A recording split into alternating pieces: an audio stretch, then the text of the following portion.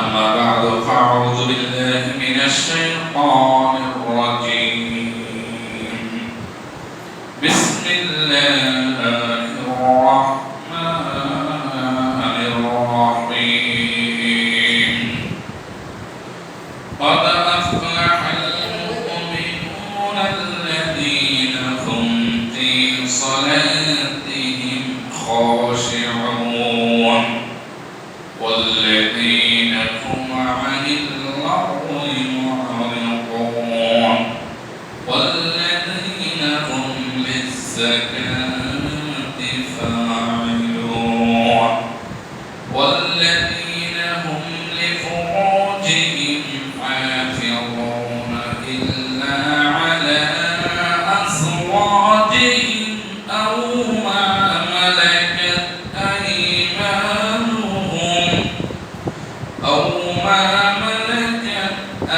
أيمانهم فإنهم غير ملومين فمن ابتغى وراء ذلك فأولئك هم العادون والذين هم لأماناتهم وعهدهم راعون والذين هم على صلواتهم يحافظون أولئك هم الوارثون الذين يرثون الفردوس هم فيها خالدون ولقد خلقنا الإنسان من سلالة من طين ثم جعلناه نطفة في قرار مكين ثم خلقنا النطفة علقة فخلقنا العلقة مضغة فخلقنا المضغة عظاما فكسونا العظام لحما ثم أنشأناه خلقا آخر فتبارك الله أحسن الخالقين ثم إنكم بعد ذلك لميتون ثم إنكم يوم القيامة تبعثون ولقد خلقنا فوقكم سبع طرائق وما كنا عن الخلق غافلين وقال رسول الله صلى الله عليه وسلم الكيس من كان نفسه وعمل لما بعد الموت والعاجز من اتبع نفسه هواها وتمنى على الله وقال رسول الله صلى الله عليه وسلم اغتنم خمس قبل خمس شبابك قبل حرمك وصحتك قبل سقمك وغناك قبل فقرك وفراغك قبل شغلك وحياتك قبل موتك رواه مسلم ابن أبي شيبة وقال في شان حبيبه محمد رسول الله صلى الله عليه وسلم إن الله وملائكته يصلون على النبي يا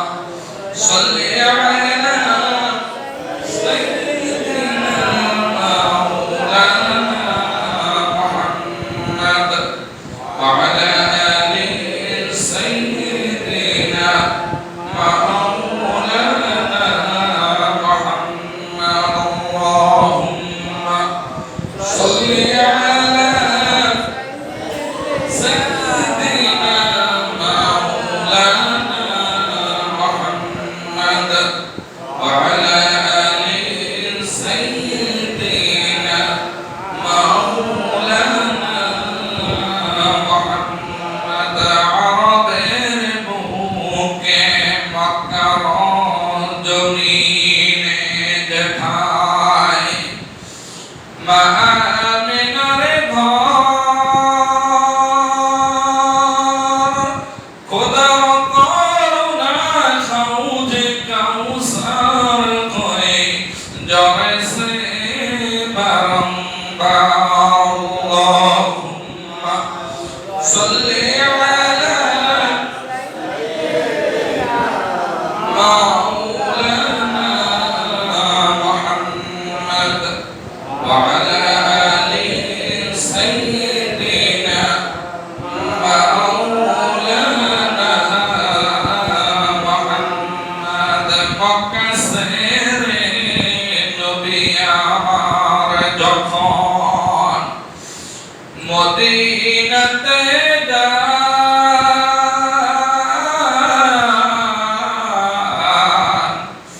বারে বারে ফিরে নবী মক্কার দিকে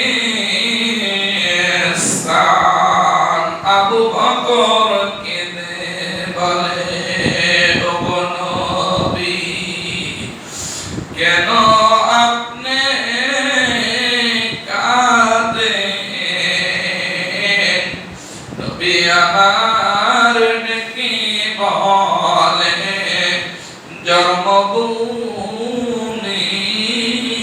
মায়ায় আমি কাঁদি আল্লাহুম্মা সাল্লি আলা সাইয়্যিদিনা মাওলানা মুহাম্মদ ওয়া আলা আলি সাইয়্যিদিনা মাওলানা মুহাম্মদ বলাওয়াল উলা বিকামালিহি কাশাফাত দুজা বিজামালিহি حسنت جميع خصاله صلوا عليه وعليه أيها المبعوث فينا جئت بالأمر المطاع جئت شرفت المدينة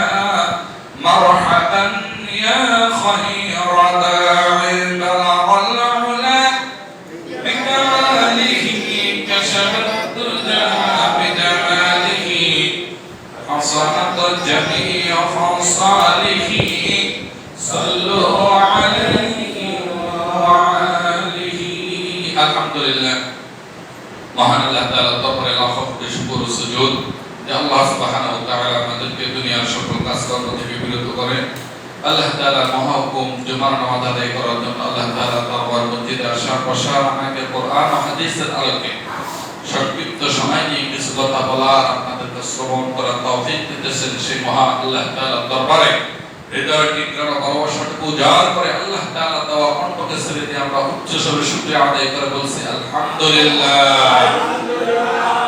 আমরা সেই মহান আল্লাহ তাআলার দরবারে শুকরিয়া আদায় করছি যে আল্লাহ সুবহানাহু ওয়া তাআলা দয়া এবং মায়া করে মুসলমানের ঘরে জন্ম দিয়ে বিশ্ব নবী নূরে মুজাসসাম নূরুন আলা নূর ইমামুল মুরসালিন খাতামুন নবিয়্যিন সাইয়্যিদুল মুরসালিন শাফিউল নবীন রাহমাতাল লিল আলামিন এমন নবীর উম্মত বানিয়ে আল্লাহ তাআলা দুনিয়ার জমিনে আমাদেরকে প্রেরণ করেছেন সে আল্লাহ তাআলার দরবারে আমরা শুকরিয়া আদায় করে বলছি আলহামদুলিল্লাহ।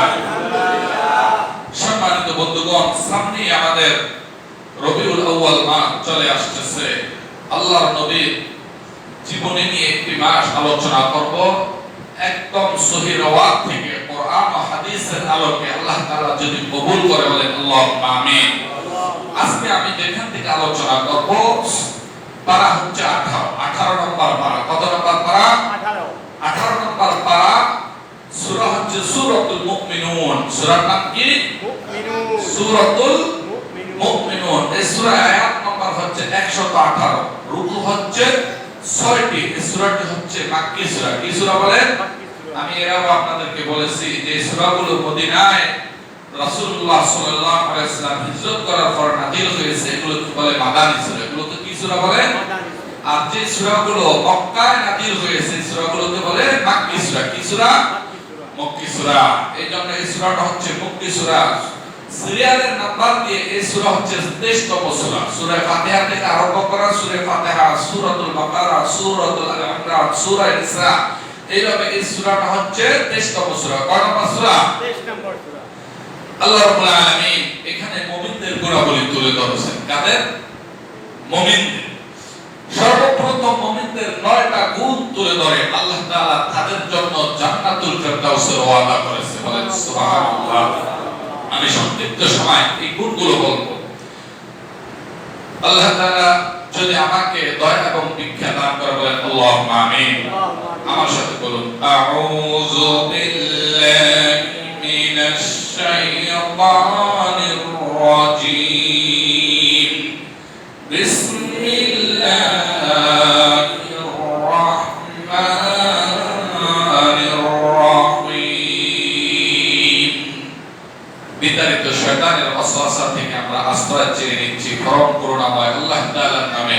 শুরু করা যাচ্ছে। قد أفلح المؤمنون। আল্লাহ তাআলা বলেন নিশ্চয় মুমিন হচ্ছে সফল মুমিন ওই সমস্ত লোক কারা الذين هم في صلاتهم خاشعون, যারা বিনয় অবনত চিত্তে খুশু খুজুর সহিত সালাত আদায় করে। বলেন সুবহানাল্লাহ। তাহলে মুমিনের 1 নম্বর গুণ হচ্ছে তারা কি করে? বিনয় অবনত চিত্তে খুশু খুজুর সহিত সালাত আদায় করে। আপনি দাঁড়ালেন, আপনি ডাইবা কিছু দেখবেন না, আপনি মনে করবেন আমি আল্লাহকে দেখি না, স্বয়ং আল্লাহ তাআলা আমাকে পর্যবেক্ষণ করতেছেন। সুবহানাল্লাহ। আপনি কবরের ভয় অন্তরে তুলে ধরলেন, আখিরাতের ভয় তুলে ধরলেন, হাসরের দিন আল্লাহর দরবারে হাজির হতে হবে, এগুলো আপনি নামাজের ভিতরে আপনার মনের ভিতরে নিয়ে আসলেন, দেখবেন অটোমেটিকলি আপনার অন্তরটার ভিতরে খুশু এবং খুশু চলে আসবে। বলেন সুবহানাল্লাহ। এজন্য মুমিনের সর্বপ্রথম গুণ হচ্ছে তাও কোন মুমিন? মুমিনের ব্যাখ্যা আসছে মুমিন 7 প্রকার। কয় প্রকার? সেদিকে ব্যাখ্যা দিতে গেলে আমি সংক্ষিপ্ত সময় পারবো না। এখানে সফল মুমিনের কথা বলা হয়েছে। সফল মুমিন বলা নিশ্চয় আফলাহ, সফল হয়ে গেছে। আল মুমিনুন ওই সমস্ত মুমিনগণ যারা আল্লাযীনা হুম ফি সালাতিহিম খাশিউন, যারা খুশু খুজুর সহিত বিনয় অবনত চিত্তে সালাত আদায় করে। বলেন সুবহানাল্লাহ।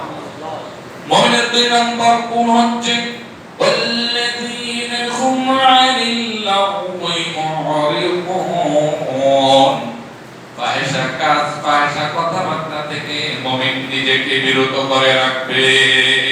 মন চাইলে ইচ্ছা কাহিনী বলবো, সেটা কোরআন এবং হাদিসের হইতে হবে, সেটা ইসলামিক হতে হবে। ইসলামিক কত ইচ্ছা কাহিনী আছে না নাই? হযরত জাকারিয়া আলাইহিস সালামের কিসসা আছে, হযরত দাউদ আলাইহিস সালামের ঘটনা আছে, হযরত ইউসুফ আলাইহিস সালামের ঘটনা আছে। পুরো কোরআন শরীফটা দিয়ে পুরো কোরআন শরীফের ভিতরে অসংখ্য ইচ্ছা কাহিনী ভরা আছে না নাই?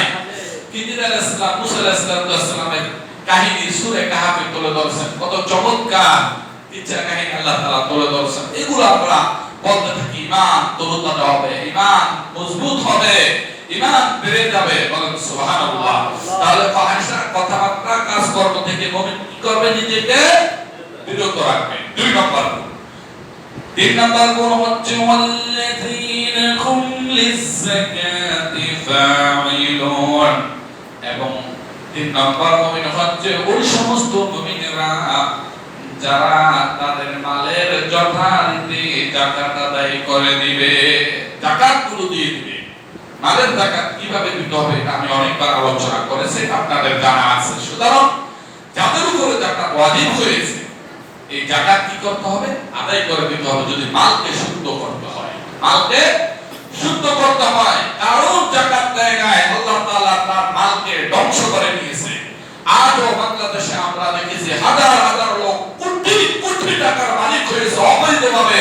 এই মালের যাকাত না দেওয়ার কারণে আজকে ডক্টর মোহাম্মদ ইউনূস বলেছে তাদের এই মালকে ইলান করে দেওয়া হবে, বিলুপ্ত ঘোষণা করা হলো, এই মাল সরকারি খাতায় চলে আসবে। এটা একমাত্র কারণ হচ্ছে মাল বৈধভাবে কামাই করে নাই আর এই মালের টাকা প্রদান করে নেয়। ঠিক কি বলেন? যদি মাল যদি বৈধ হয়, বহুত নেতা দেখবেন ভাই আপনার উপর ফরজ হয়ে যাবে, হজ করেন না কেন? একটু সমস্যা। আবার অনেকে দেখি জমি বিক্রি করে হজ করে। কেউ জমি বিক্রি করে হজ করো কা? জমি বিক্রি করে আমি হজ করতেছি, আমার টাকার মধ্যে ভেজাল আছে, ব্যাংকের সুদের টাকা তো ঘুষের টাকা, এই জন্য আমি জমি বিক্রি করিয়া আমি একদম পিওর হজ করে আসি। বোকা বোকা ছাড়া কিচ্ছু না। আল্লাহর নবী বিশ্ব নবী মুহাম্মদুর রাসূলুল্লাহ সাল্লাল্লাহু আলাইহি ওয়াসাল্লাম বলেছেন, লা তাদখুলুল মালায়েকা, আল্লাহর নবী বলেছেন হারাম বর্তনকারী শরীর কখনো জান্নাতে প্রবেশ করবে না।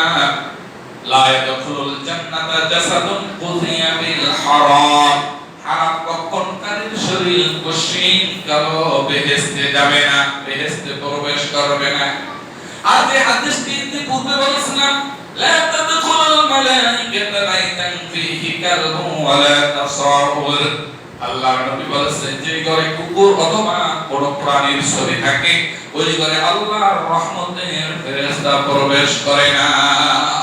আমার বাংলাদেশে রহমতের ফেরেশতাকে বন্ধ করে রেখেছিল একটা মহল। আল্লাহ রাব্বুল আলামিন এই মূর্তির জন্য তিনি একজন ভালো লোক ছিলেন, আল্লাহ তাআলা তাকে জান্নাতুল ফেরদাউস নসিব করুক, এটা আমরা কামনা করি। কারণ তিনি দেশের স্বাধীনতায় তার অনেক বড় ভূমিকা ছিল, এজন্য আমি মন থেকে তার জন্য দোয়া করি। তিনি ইসলামিক ফাউন্ডেশন গড়ে গেছেন, আজকে হাজার হাজার লোক উপকৃত হচ্ছে। ভাই কালাকে কালা বলতে হবে, ধরাকে ধরা বলতে হবে। আপনি যদি ন্যায় বিচার করতে হয় তাহলে আপনি সঠিক কথা বলতে হবে। আপনি শুধু কোন ভাষা কথা বলবেন এটা বললেই আপনি ন্যায় বিচারে আপনাকে দিয়ে সম্ভব না। ঠিক কিনা বলেন? এই জন্য আজকে এই লোক তো বলে যাবে আমার মূর্তি প্রত্যেকটা ইউনিভার্সিটির সামনে, কলেজের সামনে, কোর্টের সামনে মনে মনে আমার মূর্তি এইভাবে খাড়া করে রাখা জাতিকে দেখাইবা, আর যাতে করে ফেরেশতারা কবরের মধ্যে আমারে থাম থাম থাম পিটা শুরু করে দেয়। এটা কি বলে গেছে কিনা? বলে না।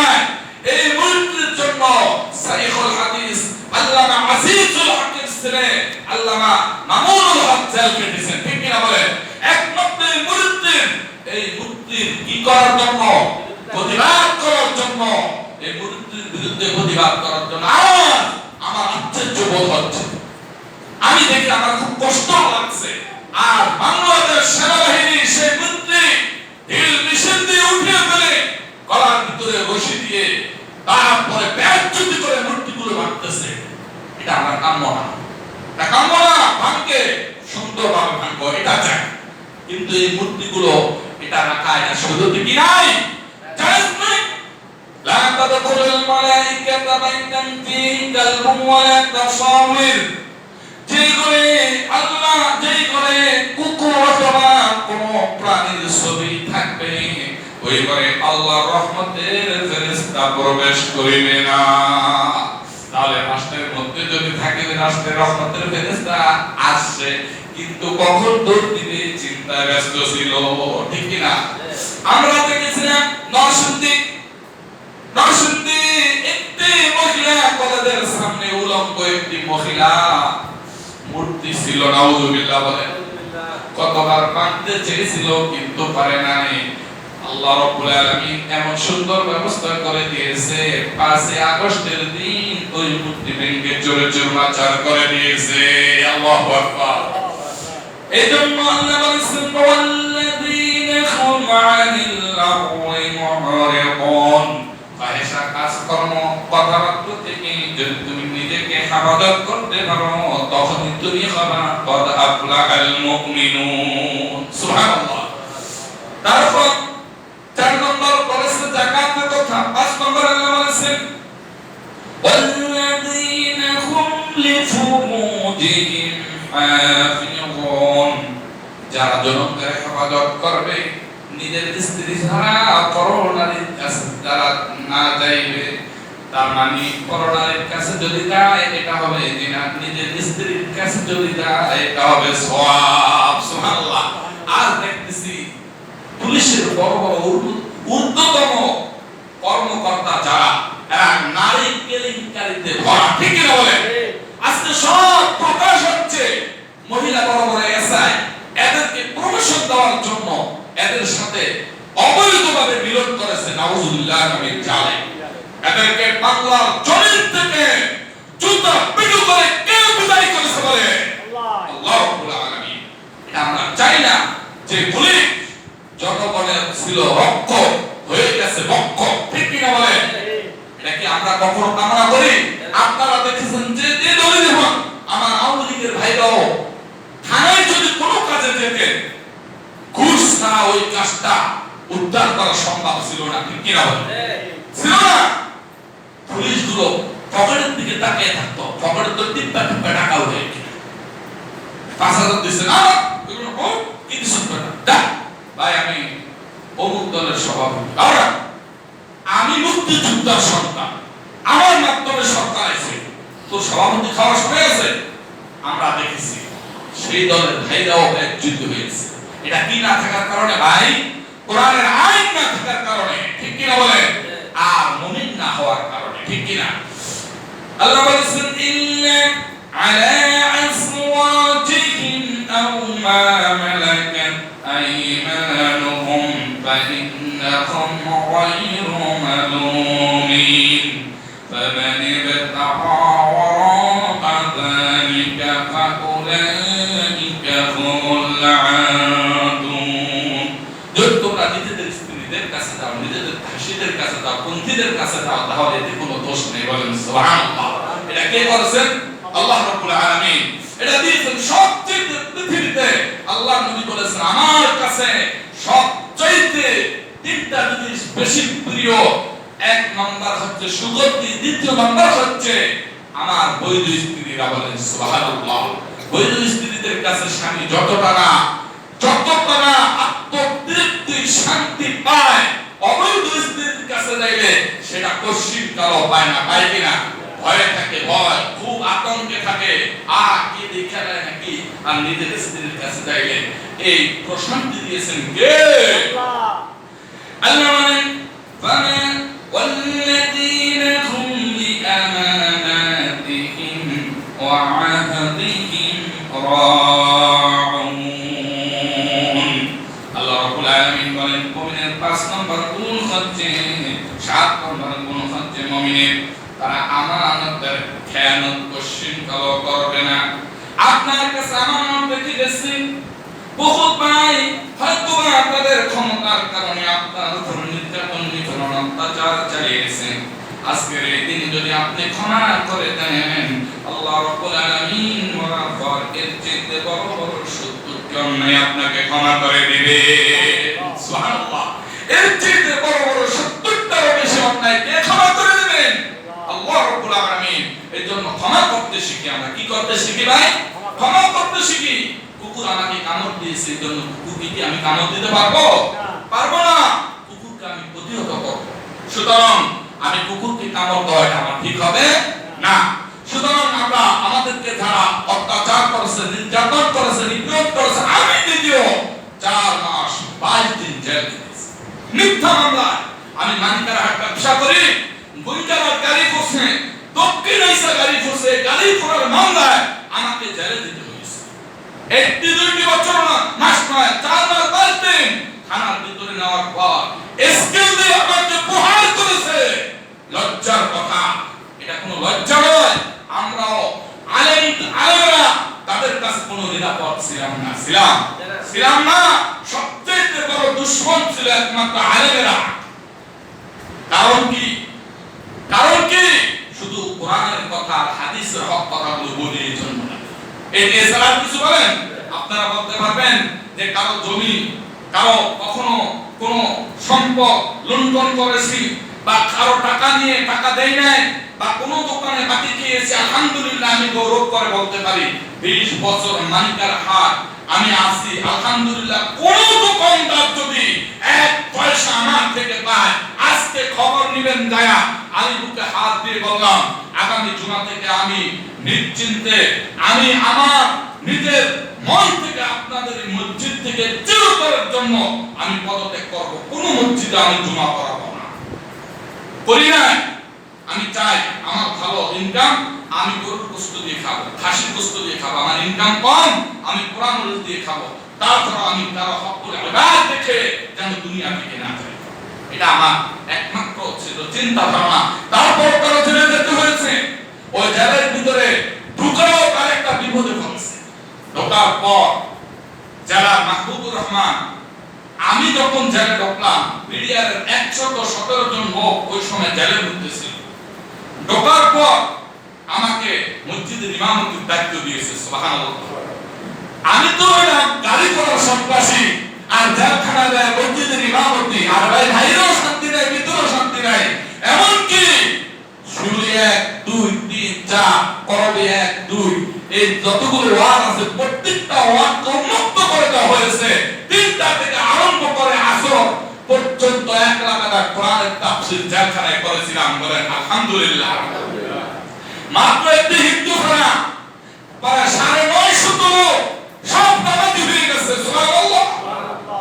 একজন হিন্দু ছিল, ওকে ভাই আমি তো নামাজ পড়ি না, আমিও চাইছিলাম যদি আপনার ধর্ম হইতাম আমিও নামাজি হয়ে যেতাম। এই জন্য আমি বসে বসে দেখেন আমার এই বড় লম্বা মালা এটা আমি ধরতে আসি।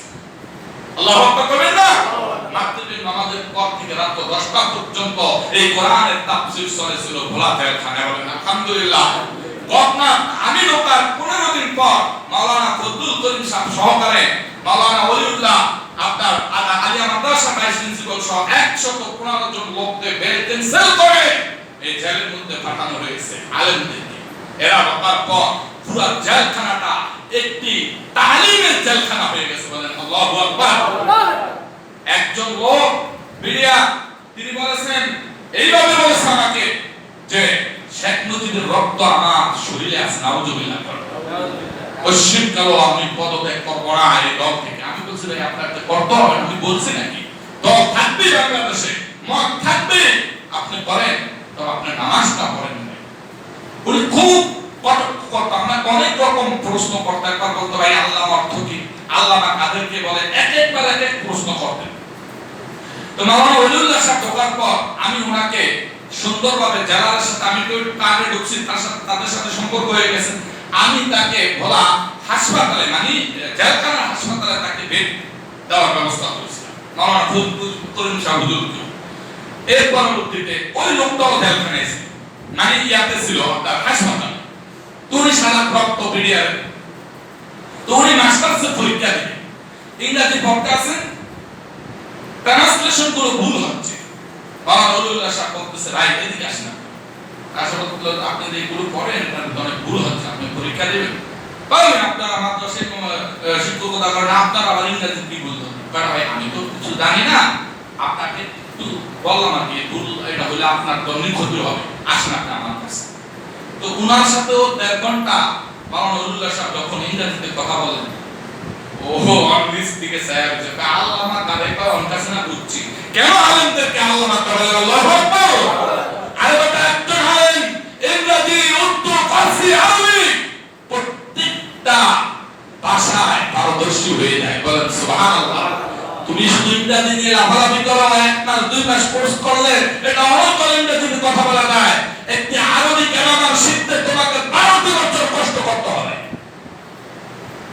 তুমি কি উর্দু, ফারসি তো কথা জীবনে বলতেই পারবে না। সুতরাং এই লোকটা আল্লাহ তাআলা হেদায়েত দিয়েছিলেন। লাস্ট 15 দিন পর আমাকে এসে বললেন যে ভাই এতদিন আমার যে ভুল ধারণা ছিল সেটা আমার অন্তর থেকে মুছে ফেলে দিয়েছে, একমাত্র আপনারা আলেমেরা, আজ থেকে আমি আপনাদের দলভুক্ত হয়ে গেলাম। নাম হচ্ছে শাহে আলম, নাম হচ্ছে ওই লোকটা শাহে আলম, বিডিআর শাহে আলম। তাহলে এই পথে দিয়েছেন কে? আল্লাহ। কিসের মাধ্যমে? ভালো ব্যবহারের মাধ্যমে এবং সঠিক দাওয়াতের মাধ্যমে, ঠিক কি না? এই জন্য কোনো লোককে প্রহার করে, অত্যাচার করে, নির্যাতন করে আপনি দ্বীনের পথে আনতে পারবেন না। ভালো ব্যবহার, উত্তম ব্যবহার ছাড়া, ঠিক কি না বলেন? এই জন্য ভালো ব্যবহার করতে হবে, এটা একমাত্র আমাদের নৈতিক দায়িত্ব। সেই ভালো ব্যবহারের কথা আল্লাহ তাআলা এখানে আল্লাযীনা ইয়াকুনু মু'রিদুন আয়াতের ব্যাখ্যায় এসেছে। ভালো ব্যবহার করতে হবে জনগণের সাথে, মানুষের সাথে, প্রশাসনের সাথে, দলের লোকের সাথে ভালো ব্যবহার করতে হবে। এমন কোন লোক যেন না। আমি যখন ফিরোজপুর আল্লাহ তাআলা একাধিকবার সাইদি বাড়িতে নিয়েছে, আলহামদুলিল্লাহ, আমি তার বাড়ির দরজা মাহফিল করে যখন আমি আসতেছিলাম, এক হিন্দু সজির বানিসের কাদের বলে, ভাই এমন এক পেয়ার পাওয়া যাবে না যিনি যখন মক্কাতুল মুকাররমা থেকে একটি মত যখন তিনি ওই মক্কায় কাছে আসতেন, এতেকাফে বসে, তারপর যখন ফিরোজপুর শহরে এসে নামতেন, আমরা সকল মুসলিম যখন দুই কাতারে সারিবদ্ধ হয়ে দিয়ানগর উপজেলা পর্যন্ত দাঁড়িয়ে যেত, আমরা হিন্দুও দাঁড়াইতাম। এই লোকটা এত বড় মসজিদ ছিল, ওখান থেকে আরম্ভ করে ফিরোজপুর পর্যন্ত, মানে দিয়ানগর উপজেলা পর্যন্ত আস্তে আস্তে যতগুলো লোক সবাইকে সালাম দিতে আর অধিকাংশ লোকের সাথে হাত মুসাফা করে করে আসতেন। বলেন সুবহানাল্লাহ। এই হচ্ছে নেতা, এটা হচ্ছে কি বলেন নেতা। হিন্দুদের প্রধান যিনি, তিনি বলেছিলেন, আমরা একমাত্র এই জামাতের 18 জন এমপি যখন সংসদে ছিলেন তাদের আমলে আমরা ভালো ছিলাম। তারা আমাদের মন্দিরগুলো পাহারা দিয়েছে, এক জায়গায় মাহফিল, আরেক জায়গায় মন্দির পাহারা, এটা জামাত ইসলাম করেছে। আজও সেই দৃষ্টান্ত প্রাক্তন আমাদের সেই প্রধানমন্ত্রী শেখ হাসিনা দিয়ে গিয়েছে। সেনা প্রধান আপনারা দেখেছেন সেদিন বাসভবনে সর্বপ্রথম বলেছেন আমাদের এখানে জামাত ইসলামের আমির এসেছে। এটা কে করেছেন? আল্লাহ তাআলা। কে করেছেন? আল্লাহ রাব্বুল আলামিন। এজন্য কখনো নিজেকে বড় করব না, মনে করব না, নিজেকে ছোট মনে করবেন। আপনার দাম আপনাকে বড় করে দিবেন কে? আপনার মর্যাদা বৃদ্ধি করে দিবেন কে? আল্লাহ রাব্বুল আলামিন। এজন্য আল্লাহ তাআলা বলেন, যে মুমিন কথার আমানত, ওয়াদার আমানত, টাকার আমানত, দেনার আমানত, যতগুলো আমানত আছে সব আমানত যে মুমিন ঠিক রাখবে, আমানতের খেয়ানত না করবে, আল্লাহ তাআলা বলেন ফাদা আফলাহাল মুমিনুন, সেই মুমিনগুলো হচ্ছে সফল মুমিন। সুবহানাল্লাহ। এই 7 প্রকার আল্লাহ বলেন। তারপর 8 প্রকার কেন আল্লাহ তাআলা বলেন? তারপরে মুমিনের আরেকটি কাজ হচ্ছে মুমিন ওয়াদা যা করবে তা ঠিকমতো পালন করবে।